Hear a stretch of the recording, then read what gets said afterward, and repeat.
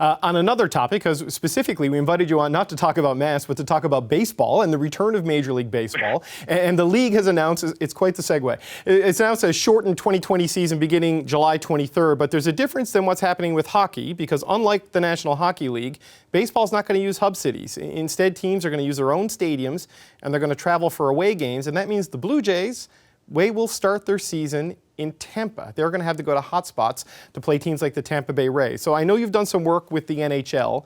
What do you make of this proposal by Major League Baseball in the hopes of the Blue Jays leaving the country and teams from the States coming to Canada?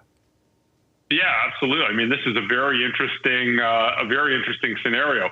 My role, by the way, is I've been helping with the Players Association, and I've been advising the NHL Players Association on player safety. But it's really interesting because that's sort of a window into, because I've sort of looked at different leagues and different protocols to keep players safe. Certainly with something like baseball, yeah, as you point out, they're traveling around a lot, and many of those places that they're going to certainly have a tremendous amount of COVID-19 infection. So I think players have to be very careful when they're traveling to not meander too far out and about from their hotels. And some of these places are in various stages of lockdown, some aren't.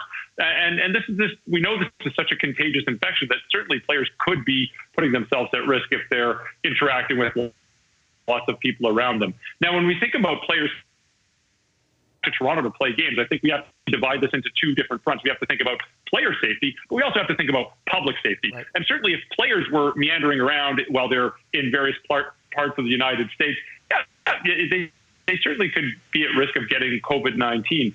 But from a public safety standpoint, what we've heard so far is that people will be taking their private or charter jets to Toronto with private transportation to a hotel, which is really right attached to the field, and they'll be quarantining there. There's the Quarantine Act. They have to be isolated in the hotel, and that quarantine really has a bit of an umbrella to the field, which is attached to it. So as long as people are isolated to the hotel and to the field and don't leave, this really poses very little risk for public safety. I mean, the players may have an infection, but we have to appreciate that they're not out and about in and around Toronto wandering around, and they really don't pose so much of a risk to public safety. So there might be a player safety issue if they're interacting with others in the United States where there's hotspots, but this isn't really going to be a public safety issue for Canada. Okay, so all of this is still pending the federal government's approval, right? Because they would have to give the exemption for the players to come in. And my understanding is they would fly into a separate terminal or separate area at Pearson, be shuttled right to the hotel that's attached to it. So right now the Blue Jays have permission to do training in Toronto. If you were advising the federal government, because they have to make the decision probably this week, would you tell them it'd be a good idea to let the Tampa Bay Rays come play the Blue Jays at Skydome? Well, I think it's the same thing. I mean, it's really going to be a balance. Like, is there a public safety issue? Obviously, we can talk about optics, we can talk about ethics, but let's just talk about public safety. You've got a handful of people, like it's not that many. What is it? It's going to be less than 50 when you think about the entourage. They're coming in on a private plane with private transportation to stay at a hotel and play baseball that's all enclosed in one area, and they're not allowed out of that area.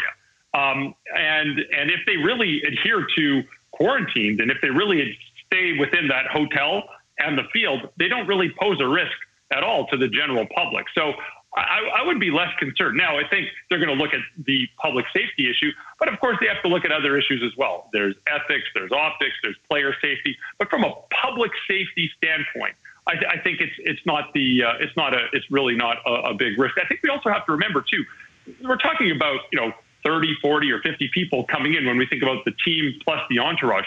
When we think about how many people are entering Canada on a daily basis, it's thousands and thousands of people are coming into Canada on a daily basis, either flying into the country or over the border with the United States. That includes truck drivers as well.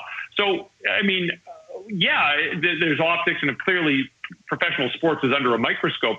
But when we put it into the context of the sheer volume of people that are still coming into Canada, even with these major public health restrictions in place, even with the Quarantine Act in place, it's kind of a drop in the bucket.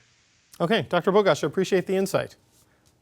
Anytime. That's Dr. Isaac Bogoch, an infectious disease physician and clinician investigator at the Toronto General Hospital Research Institute. Hi, I'm Vashi Capellos, host of Power in Politics. See more of our show by subscribing to the CBC News channel or click the link for another video.